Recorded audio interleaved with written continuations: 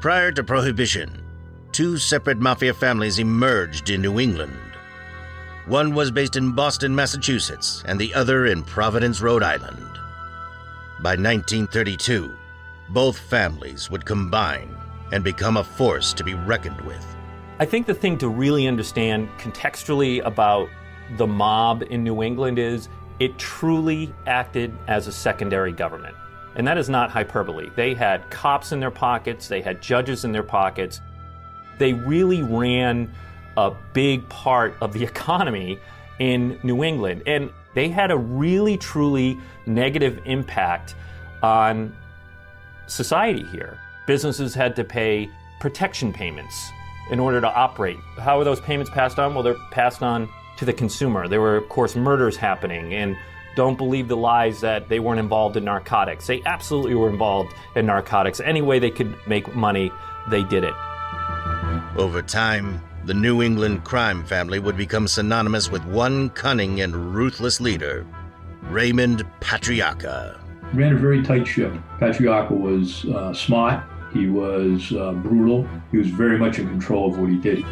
People were more likely to turn to Raymond Patriarca or one of his members than they were to call the cops. Because they knew that, or they felt that anyway, they probably get a better result and a faster result by going to the mob boss than by going to law enforcement.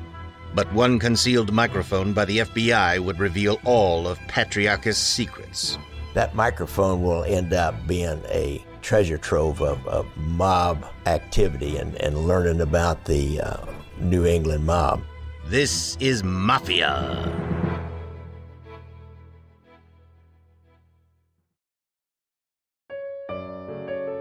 Raymond Loredo Salvatore Patriarca was born March 17, 1908 in Worcester, Massachusetts. Gary Jenkins, host and producer of the true crime podcast Gangland Wire, discusses Patriarca's beginnings. Raymond Patriarca, like all the major mafia figures of the 20th century, his ancestors were Sicilian, of course, and his father, Eleuterio Patriarca, came over from Sicily in the early 1900s. And he married a woman named Mary once he got over here, and Raymond was born an American citizen. By the time he was 3 years old, they moved to the Federal Hill area in Providence, Rhode Island, where he would spend the rest of his life.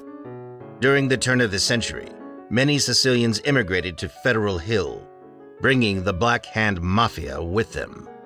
In 1917, Frank Butsy Morelli and his family moved to Providence. It was around this time that Frank and his brother Joseph formed a robbery gang.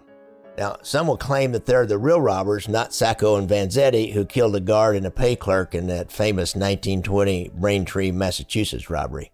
During those years, most people would consider Frank Morelli to be the face of the mafia in Providence. The other family in that area, which will end up combining with Providence, Rhode Island, was the Boston family, and they were separate at the start. Tim White, investigative reporter for CBS affiliate WPRI, shares insight regarding the two New England factions. When you're thinking about one of the staples of organized crime, which is gambling, and you're thinking about other staples of shaking down businesses for protection money, you're going to go where the volume is, and the volume is primarily in the Boston and Providence areas. Gaspare Messina was the leader of the Sicilian-based mafia in Boston. In late 1930, Messina was selected by fellow mafiosi to become a temporary capo di capi after stripping the title from Joe Masseria during a feud with Salvatore Maranzano, often referred to as the Castellamarese War. Joseph Lombardo, a fellow underworld figure in Boston, was appointed as Messina's underboss and organized several Sicilian gangs. They say his most important accomplishment was that he helped eliminate the powerful Irish Guston gang. Of course, the Irish had got there earlier and had organized into gangs, and were just now, when the Italians get there, they're moving out of organized crime behavior into police work and fire department and other city jobs. As Messina and Lombardo got older, there was a new man arrived, Filippo Bucola. He came to Boston from Palermo, Sicily. Joe Lombardo would never rise higher than underboss, and Bucola would become the new boss of the Boston family. And by this time, I believe that Boston family was kind of like the big brother over Providence and the rest of New England. They had their own crews and everything, but Boston family would have been the dominating family. New England mob turncoat Vinnie Teresa would say that Boston's underboss Joe Lombardo had ordered Frank Butsy Morelli into retirement, and with that retirement, Filippo Buccola became the boss of both Boston and Providence in 1947. So that puts those two families together, that Raymond Patriarca will eventually take over from Providence. Investigative reporter Tim White discusses the balance of power between Providence and Boston under Patriarca's impending reign. Almost always, when the boss was in Providence, the underboss was in Boston. And that was throughout Patriarca's tenure. That was the case, was the underboss was in Boston, controlling the money there. Organized crime is a pyramid scheme. The payments eventually go to the top. Raymond Patriarca would always get a piece of the money that came out of Boston that was funneled back down to Providence. So on the flip side, when you had a boss in Boston, the underboss would be down in Providence, Rhode Island. So there was always sort of that balance of power.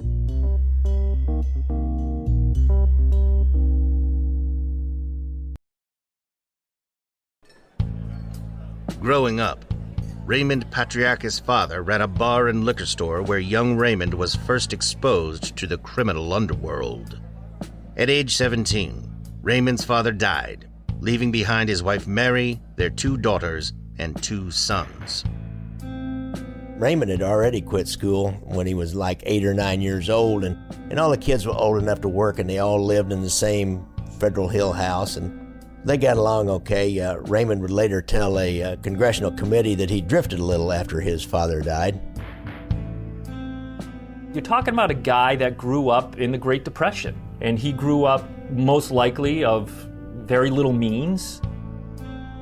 We see a lot of time in many gangs, not just La Cosa Nostra, but many gangs, they prey, I suppose, on people who are down in their luck and looking for a way out. And crime can be very lucrative sometimes, especially in context to the little means that they have. He turned to crime, and he was good at it. As a teenager, Patriarca worked as a bellhop and shined shoes. Probably spent more time stealing, hijacking trunks, and running from the police, judging from his record of arrests from an early age. By this time, by the 1920s, Prohibition came along, and like every other rising young criminal during Prohibition, he was arrested for transporting illegal alcohol and got his start in organized crime because of Prohibition. By the 1930s, Raymond Patriarca gained a reputation for being a professional criminal. In 1931, Raymond Patriarca was sentenced to a year and a day in the federal prison at Atlanta for transportation of a female over the state line for purposes of prostitution, which is the Mann Act, kind of to start one of his early organized crime activities. The following year, Patriarca was charged with committing an armed bank robbery. Fortunately for Patriarca, the witnesses refused to identify him.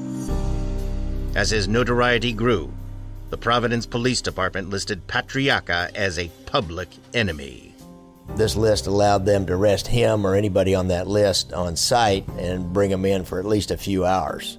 Raymond Patriarca also had significant political influence. In 1938, Patriarca was paroled after serving a few months for a 5-year robbery conviction. His early release was due to Daniel Coakley, an elected official on the Massachusetts Governor's Council, who secured a pardon for Patriarca. Mr. Coakley, who was close to the governor of New Hampshire, had written a petition for parole that included an appeal from a Father Fagan. No first name, just Father Fagan. This priest claimed that Patriarca was a really nice young man and needed to return home and care for his ailing mother. Daniel Coakley had just made up this priest. But this action will enhance Patriarca's reputation with the other mobsters, that he had really good connections that did destroy Coakley's political career. Years later, on April 27, 1952, Filippo Buccola held a party in Johnston, Rhode Island to celebrate his retirement and Raymond Patriarca's ascension to boss of the New England crime family. With Patriarca at the helm, he soon began to organize several small crews, making big jewelry scores, bank and armored car robberies, and opening several gambling establishments in and around Providence. During this time, he got an underboss who had been with the Bonanno family, a man named Enrico Tamleo. He's also called the referee, and he would be Patriarca's underboss until both of them were pretty well gone. But this gave him solid connections back to the five families and the commission. One of those connections was Frank Costello, acting boss of the Luciano crime family. He got involved at this time with the Luciano family acting boss Frank Costello in the gambling business. Frank Costello was really well known to branch outside of New York, especially with slot machines out into the country. So, and he was a gambling czar for sure of New York. The commission agreed that he could have Boston and Providence at that point in time, and with that came the majority of New England, wherever there could be any kind of mob activities. He had the respect of New York. There are the five crime families in New York City, and very easily any one of them could have tried to control the rackets, the gambling operations, prostitution, the drug trade in New England. They are the most powerful crime families in the country. The Genovese crime family in particular held Patriarca in high regard. They would call on Patriarca for his guidance, for his help, his advice. Patriarca even sent down one of his favorite pet hitmen to help out the Genovese family in New York City. And it was because of that he was able to hold back New York and grow his power in New England and his control in this area. Patriarca would go on to appoint Gennaro Angiulo as his underboss. Around this time, Angiulo had a very successful numbers racket. Patriarca probably had made him an offer he couldn't refuse. Patriarca brought him into his family and made him his kind of like his boss down in Boston, but he had to get a big piece of Angelo's gambling action. By 1957, the Massachusetts Crime Commission had named Raymond Patriarca as the most powerful influence in New England gambling, which was alleged to be a $2 billion a year business. In November of that same year, an estimated 100 mafiosi from the United States, Italy, and Cuba congregated in upstate New York for the infamous Appalachian meeting. Joe Broadmeadow, author and retired captain from the East Providence Police Department, shares more about this historic summit. And what happened was they had this meeting. Obviously, it was to organize some of the families. There were the five families out of New York. There was the families out of Philadelphia, Kansas City. Vegas was just starting to come of its own then. Miami factions of the mob. All these groups get together sort of to divvy up various businesses and aspects of their various interests. As the small town saw an influx of expensive cars bearing out-of-state license plates, local law enforcement became suspicious. So New York State Police and the local police raided the location. Many of the people got away, ran through the woods. Patriarca was apprehended, he was arrested. Following the raid, over 60 underworld bosses were detained, including commission members Vito Genovese, Carlo Gambino, and Joseph Profaci. Each was indicted with up to $10,000 in fines. Prison sentences were also handed down, ranging from 3 to 5 years. However, all the convictions were overturned on appeal the following year. This kind of brought it to the attention of people interested in organized crime. Now, obviously, throughout the 40s and 50s and even up until the 80s, members of organized crime and even to some extent law enforcement denied the existence.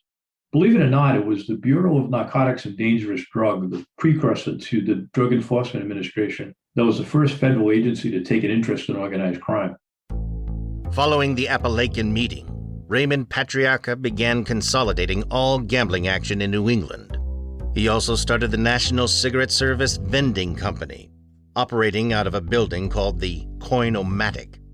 the Coinomatic shop. And these were ostensibly vending machines, right? Think about the old cigarette vending machines. You pull out the pole and your pack of Marlboros would come out, some pinball machines, things like that. People on the Hill called it the office because it was the office as the headquarters of organized crime in New England. It was really ground zero for everything that was organized crime. That was where he would go every day and sit there looking out at the street. It was in the Federal Hill area, just a few blocks from his house. He never really strayed, I don't think, over 10 blocks from Federal Hill, it didn't seem like. Federal Hill is just, it's this iconic area of Rhode Island at Wells Avenue. It cuts through the heart of Federal Hill. It's got some of the best Italian restaurants in the country. And right at the heart was Raymond Patriarca's shop. He often could be seen sitting out in front of his place on Wells Avenue, smoking a cigarette, and everybody would wave to him. He was known as the old man. Everybody knew him as the old man. And he ran a very tight ship. Patriarca was smart. He was brutal. He was very much in control of what he did. He also had a talent for picking people. He knew, for the most part, the kind of people to surround himself with. He knew certain guys had certain talents.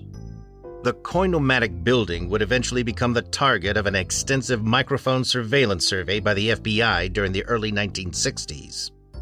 Gary Jenkins of the Gangland Wire podcast talks more in depth about the survey and the challenges faced by the FBI.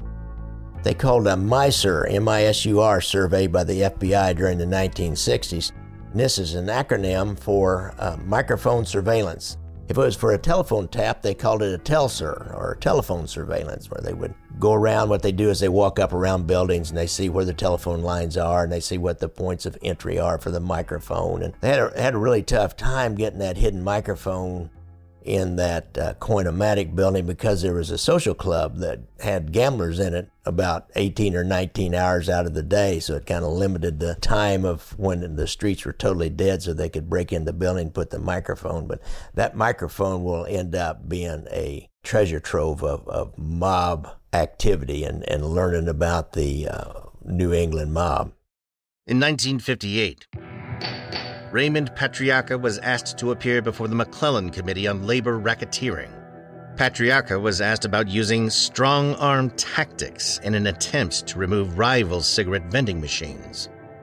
He claims that he does not do that, and the reason for his success is that he has a shoebox with about $80,000 or $90,000 in cash that's left over from his mother's savings. That's a pretty common thing that mobsters used to use to beat the income tax people and explain unexplained income and say, oh, well, I've got this cash hoard that mom or dad left and I'm just using it. One of his mortal enemies was Robert F. Kennedy, who at the time was under John F. Kennedy, was the Attorney General for the country. And Robert F. Kennedy and others at the time identified La Cosa Nostra as enemy number one of the American people, and Raymond Patriarca, remember the Kennedys are from New England, was at the top of that list. Robert F. Kennedy, who during this time served as chief counsel to the Senate's McClellan Committee, questioned Patriarca about committing burglaries at a young age. He replied, well, you know, a lot of young fellas do a lot of things when they haven't a father. Later in 1959, when Bobby Kennedy gets him in front of the commission again, Patriarca does not take the fifth like all the others. He engages and describes himself as an honest businessman who's just hounded by the police and the press for no reason. He got national attention for that. I mean, you can Google it and YouTube it and see his testimony as he's being questioned about senators about like, hey man, what's your real job? You know, everyone says you're the mob boss, and of course he denies that. It's none but a lot of hookwick that you people have been giving me for a long time. And I wish I wasn't on trial and get this case coming up. I'd like to talk to the United States of America. What's going on? Matter of fact, a year or two later, Patriarca took out a large advertisement in the Providence Journal Bulletin to complain about their coverage of him. And he said, like, for example, your newspapers seem to take fiendish delight in their unwarranted and unjustifiable characterizations of me, which you infer that I'm involved in illegal activities. He took no shit from lawmakers down in Washington. He fired right back at them, and yeah, I mean, that almost catapulted his legendary status when he was on that national stage.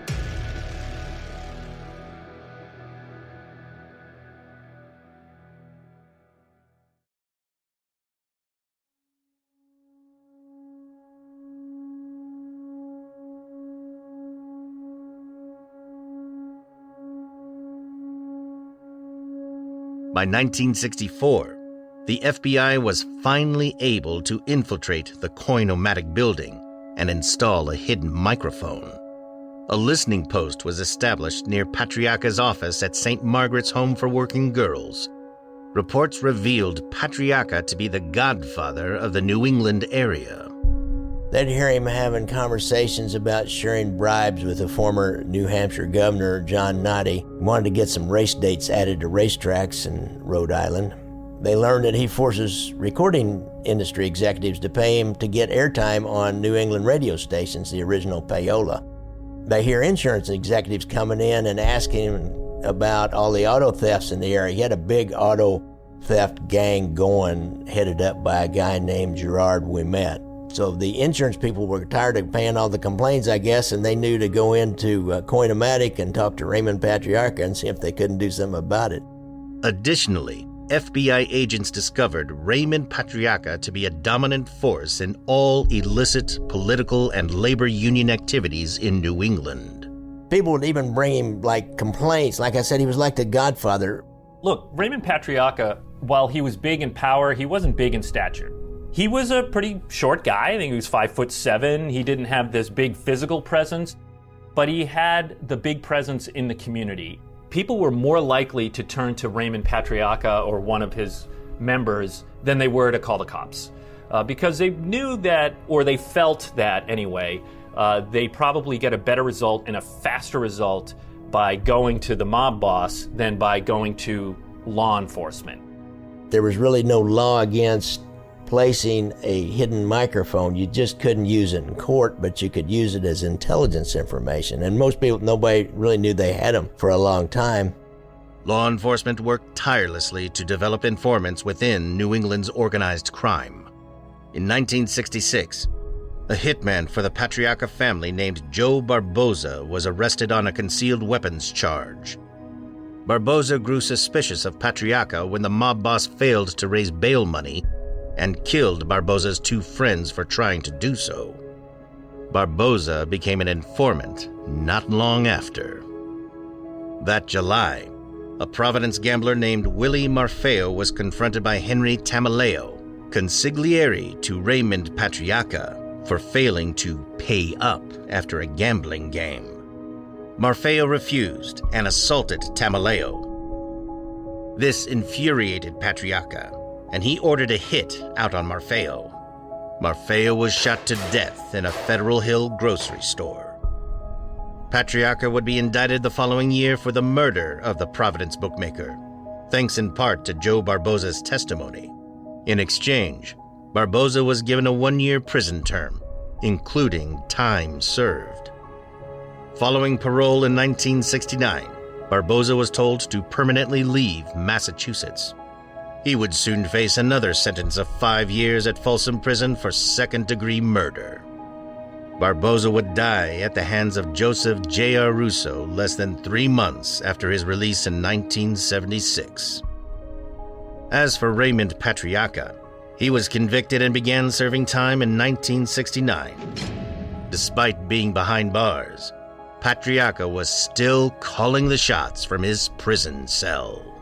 He felt that while he was in prison, his soldiers, the maid members of the crime family and associates, they weren't paying enough tribute to him. And he was pissed off about it. And he wanted to send a message to everyone that he was in power, and he was also greedy.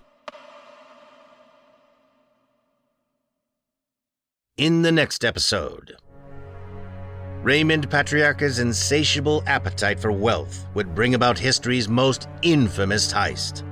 He was approached by the very powerful and scary, ruthless, murderous faction of organized crime called the Ouimet faction. This place was robbed, and it was robbed by people associated with Raymond Patriarca, a guy by the name of Gerard Ouimet, who was known as the Frenchman, was essentially second in command of Patriarca's group, even though he was not Italian. But he was so well respected by Patriarca that he essentially was his second in command. John Ouimet had learned of this secret mob bank, if you will, that was in the heart of this old factory building. I call it a factory building, but it's a fur storage facility. And a fur storage facility to me is such a 1970s Rhode Island thing, where people in the summer, they would store their furs in this climate-controlled building. But in the middle of it, the family that owned this fur business had installed these massive safe deposit boxes. And there were 6 guys involved in this robbery. And they went into this bonded vault. They took the people that were there, they kidnapped them, they locked them up in a bathroom, and they broke open 187 safe deposit boxes. This was the heist of a lifetime. The problem was, it was really hard for a long time to figure out exactly how much was stolen. But they couldn't tell for sure because finding a victim was very difficult. Think about it, if you're somebody that stole a bunch of money, stole a bunch of raw gems, stole silver bars, and you hid it in this vault, you got robbed, are you gonna call the cops and say, hey, all that stuff I just stole got robbed, can you help me out? No. That guys will meet, I'll eat your f***ing eyes out of your head. Wanted to tell I you, get as loyal as a mother. Frank Catania this weekend. I think I'll fall the side of town.